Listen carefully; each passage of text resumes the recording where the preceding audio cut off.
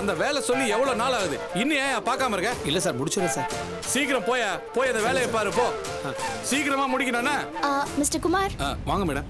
தொல்காப்பியன் இருக்காரா? இங்கே வரலையே மேடம். வரலையா? வேணா ஃபோன் பண்ணி பாருங்க மேடம். நான் ட்ரை பண்ணேன், கிடைக்கல. சரி, நீங்க போய் வேலையை பாருங்க. Okay madam.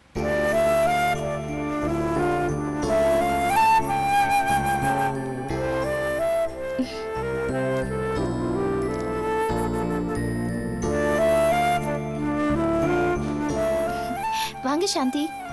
தொல்காப்பியன் சைட்ல இல்ல, வீட்ல இருக்காரா? இல்ல, இது வரைக்கும் இருந்தாரு, இப்பதான் ஆபீஸ்க்கு போனாரு. அப்படியா? சரி, நான் ஆபீஸ்ல போய் பேசிக்கிறேன். உங்களை எங்கேயாவது டிராப் பண்ணுமா? வாங்க போலாம். இல்ல அபி, உங்ககிட்ட தான் கொஞ்சம் பேசணும். சொல்லுங்க.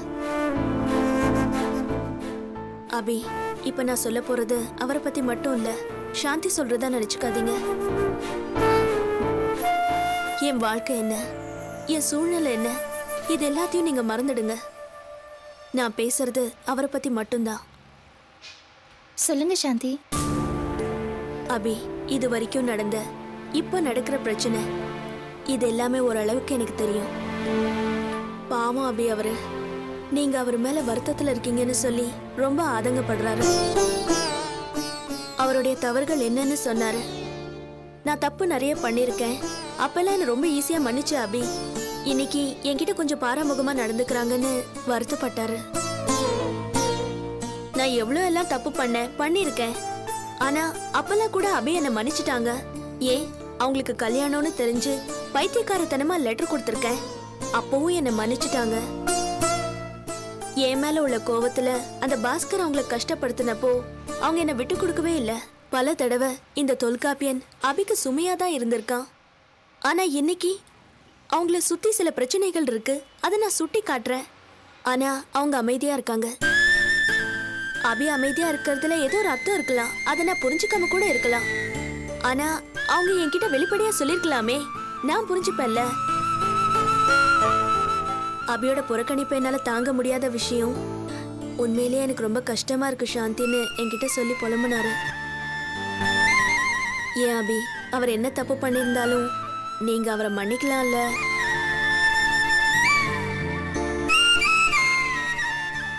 என்ன அபி, அமைதியா இருக்கீங்க?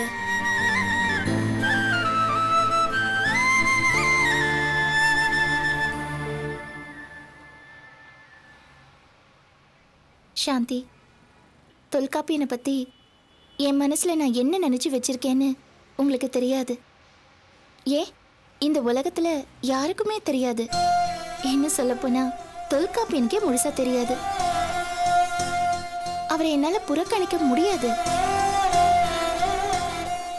நீங்க வீட்டுக்கு போங்க சாந்தி, நான் அவர்கிட்ட ஆபீஸ்ல போய் பேசுறேன். வரேன் அபி.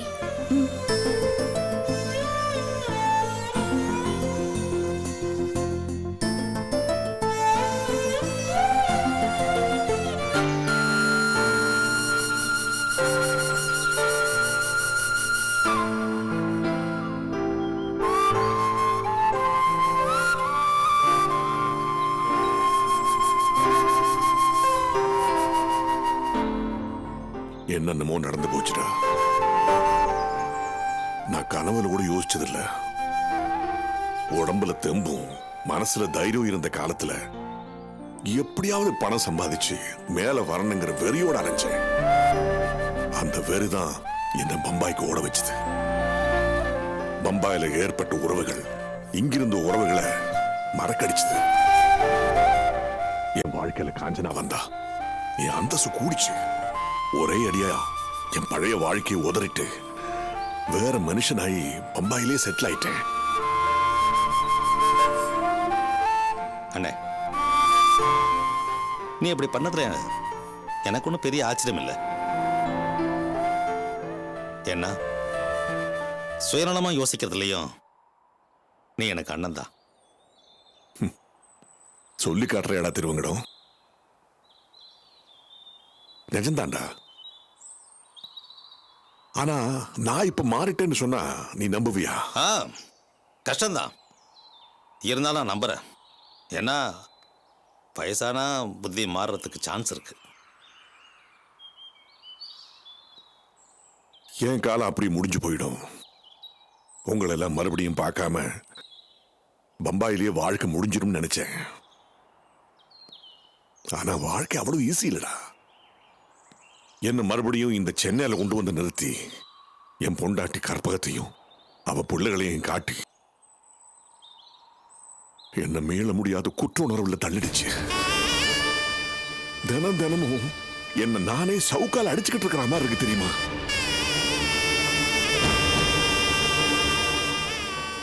கற்பகம் அபியும் தினமும் படுற கஷ்டங்களை பாக்குறப்போ நான் ரத்த கண்ணீர் வடிச்சுக்கிட்டு இருக்கேன். டேய், நான் ராத்திரியில நிம்மதியா தூங்கி பல மாசங்கள் ஆச்சு.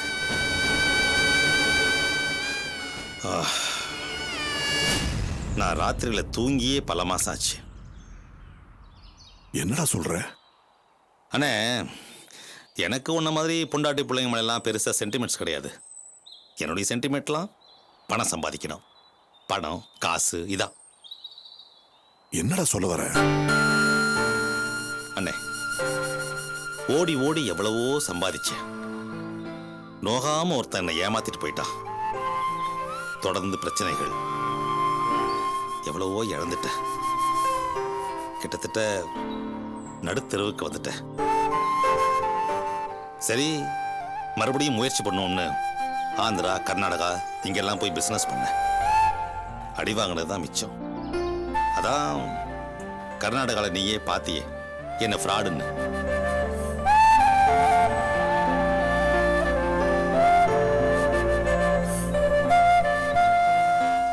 அண்ணே,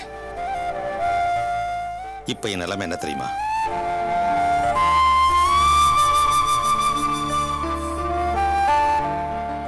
போட்டிருக்கிற வேட்டி சட்டைக்கு கூட கேரண்டி கிடையாது. எந்த கடங்காரன் எந்த நேரத்தை உருவிட்டு போகணும்னு பயந்துகிட்டே இருக்க. அந்த அளவுக்கு பேட் சிச்சுவேஷன்.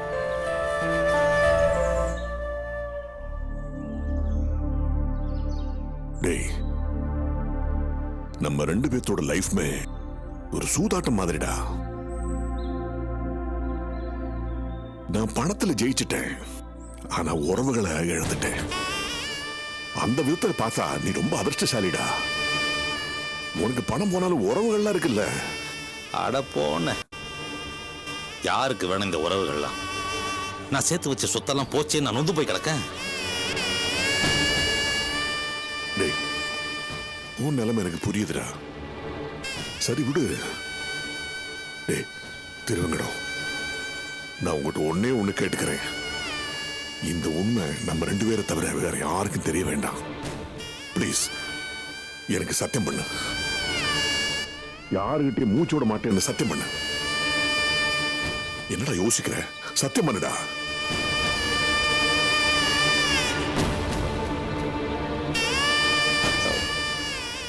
அண்ணே, நீயும் ஒரு ஹெல்ப் பண்ணணும். என்னடா பண்ணணும் சொல்லு. என்னோட நிலைமையெல்லாம் நான் உன்கிட்ட கிளீனா சொல்லிட்டேன். இப்ப என்கிட்ட கையில பைசா காசு கூட கிடையாது. உடனடியா செலவுக்கு ஒரு 50,000 ரூபாய் வேணும்.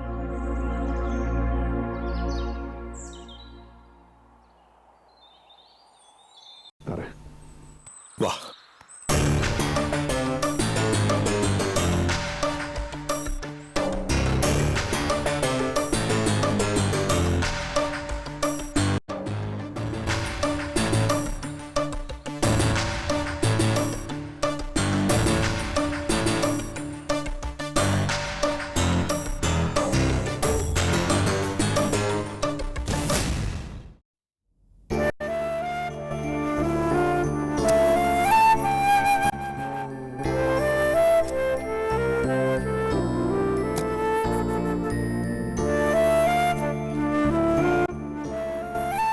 தொல்காப்பியன், என்ன ரொம்ப மூடியா இருக்கீங்க? என்ன விஷயம்? ஒண்ணு இல்ல. பொய் சொல்லாதீங்க, உங்க முகம் நல்லாவே இல்ல. சொல்லுங்க, என்ன ப்ராப்ளம்? இல்ல, ஒண்ணு இல்ல. ஏமா மாங்க நோட் பண்றேன், போய் காப்பி சாப்பிட்டு வாயேன். கிருஷ்ணன் சார், அம்மா உட்காருங்க. என்னம்மா? தொல்காப்பியன் எங்க? அவரு உள்ள இருக்காருமா. சரி. தொல்காப்பியன், உங்களுக்கு என்ன பிரச்சனைன்னு நான் சொல்லட்டுமா? என்ன சொல்றீங்க? நீங்க ரொம்ப அப்செட் ஆயிருக்கீங்க. அதுக்கு என்ன காரணம்னு எனக்கு நல்லா புரியுது. அபியோட ஃபிளாட் ப்ராப்ளம் ஒரு வழியா தீர்ந்து போச்சு. அதுக்கு நீங்க எந்த விதத்திலயும் காரணம் இல்லைன்னு அபிக்கு கிளியர் ஆயிடுச்சு. அதுக்கப்புறம் நியாயமா அபி என்ன பண்ணிருக்கணும்? உங்க மேல இந்த விஷயத்துல சந்தேகப்பட்டு பல முறை அபி உங்களை இன்சல்ட் பண்ணிருக்காங்க. இப்ப நீங்க எந்த விதத்திலயும் காரணம் இல்லைன்னு தெரிஞ்சுக்கிட்ட அபி உங்ககிட்ட வந்து மன்னிப்பு கேட்டிருக்கணும். ஆனா உங்க மன்னிப்பு கேட்கல. பிரச்சனை முடிஞ்சதும் எங்கேயோ ஊர் சுத்த கிளம்பிட்டாங்க. என்னடா, ஒரு மனுஷனை இவ்வளவு தூரம் புண்படுத்தி இருக்கோமே, அவன் எவ்வளவு வேதனை அனுபவிச்சிருப்பான், அவனை சமாதானப்படுத்தணுமேனு அவங்களுக்கு தோணவே இல்லையே. ஏன் தோணல? ஏன்னா அவங்க உங்களை எப்பவுமே ஒரு நண்பனா மதிக்கல. அதான் காரணம். கங்கா, போதும். இதுக்கு மேல எதுவும் பேச வேணாம். அபி விஷயத்துல மட்டும் எதையுமே கண்டுக்காம பேசாம இருக்கிறது தான் உங்க குணம்னு ஆயிப்போச்சு. இத அபி சரியா புரிஞ்சுக்கிட்டுதான் உங்களை ரொம்ப சுலபமா அலட்சியப்படுத்துறாங்க. ஆரம்பத்துல இருந்தே அவங்க உங்களை ஒரு கைக்கூலி மாதிரி தான் ட்ரீட் பண்றாங்க. நீங்க தான் அதை சரியா புரிஞ்சுக்கல. நியாயமா பார்த்தா உங்களை மாதிரி ஒரு ஆளை அபி கொண்டாடி இருக்கணும். ஏன்னா நீங்க அபிக்கு அவ்வளவு தூரம் சப்போர்ட்டிவா இருந்திருக்கீங்க. உங்களை ஒரு நண்பனா இல்ல மனுஷனா மதிக்கிற மாதிரி கூட தெரியல. அபியோட எண்ணம் என்ன தெரியுமா? நீங்க அவங்க கூடவே இருக்கணும், அவங்களுக்கு வேலை செய்யணும். ஆனா நீங்க தனிச்சு முன்னேறிட கூடாது. ஏன்னா நீங்க அப்படி முன்னேறிட்டா அபி பெரிய ஆளுங்கிற இமேஜ், அபி இந்த உலகத்திலே திறமைசாலி அப்படிங்கிற பிம்பம் கலைஞ்சு போயிடும். சோ நீங்க கடைசி வரைக்கும் அபிக்கு அடிமையா இருக்க வேண்டியதுதான். கங்கா,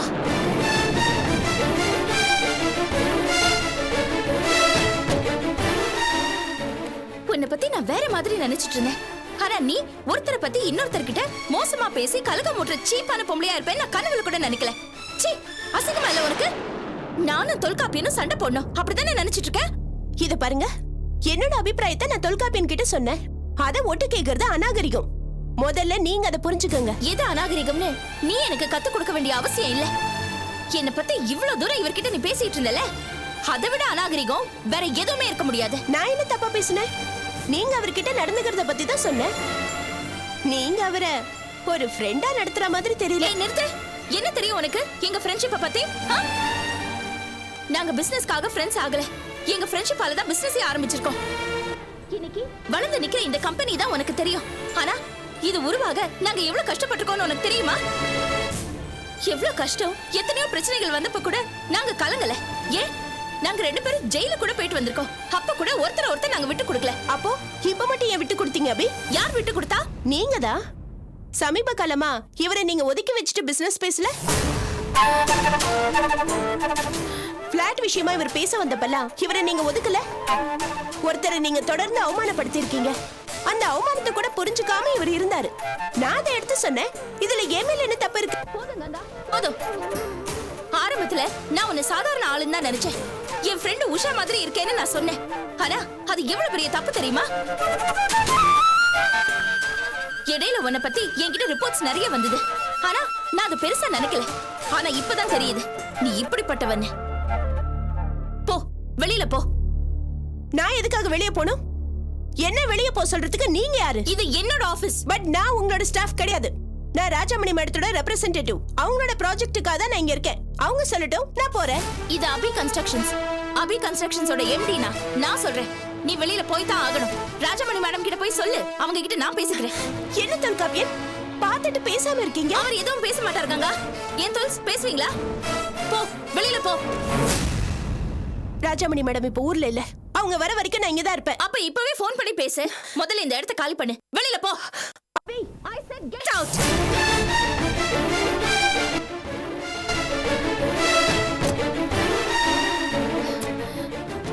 என்ன இப்படி இருக்கா?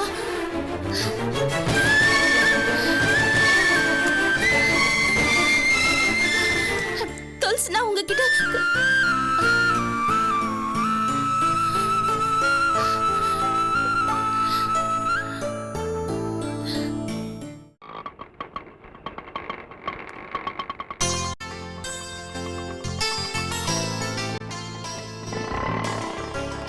சாரதா, சாரதா, என்ன உள்ள வர போய் சத்தம் போட்டுட்டு வரீங்க? வீட்டுக்கு யாராவது இருக்காங்களா? கற்பகம் அக்கா வந்திருக்காங்க.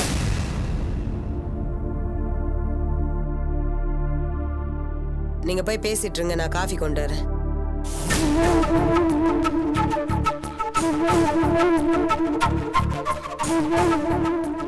வாங்கண்ணே. எப்போ வந்தீங்க? இப்பதான் கொஞ்ச நேரம் ஆச்சு. ஆ, இந்தாங்க.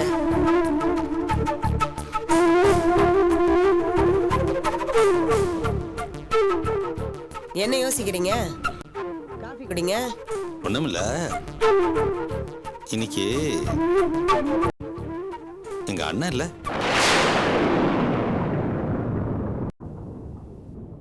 அவரை போலவே ஒருத்தரை பார்த்தேன் சாரதா.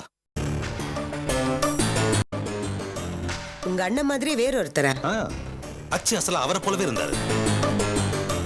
பேச்சு, நட, உட, பாவனை எல்லாம் அவரை போலவே இருந்துச்சு. என்கிட்ட ஏன் சொல்றீங்க? நான் தான் அவரை பார்த்ததே கிடையாது. அவர் எப்படி இருப்பான்னு கூட எனக்கு தெரியாது. ஓ, ஆமா இல்ல, எனக்கு மறந்தே போச்சு. உங்களுக்கு எதுதான் ஒழுங்கா ஞாபகத்துல இருக்கு? அவர் போட்டோ கூட கிடையாது. அப்படி இருக்கப்ப எனக்கு எப்படி தெரியும்? ஆமா இல்ல,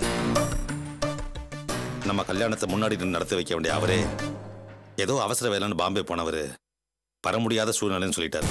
அப்புறம் கம்பெனி வேலையா நாமளும் குடும்பத்தோட கோயம்புத்தூர், சேலம், திண்டுக்கல், நாமக்கல் இப்படி ஊர் ஊரா சுத்த வேண்டியதா போச்சு. கடைசி வரைக்கும் அவரை மீட் பண்ண முடியாமே போச்சு இல்ல. அவர் போட்டோ இருந்தாவது பார்க்கலாம். போட்டோ எதுக்கு? நேர்லயே பார்க்கலாமே.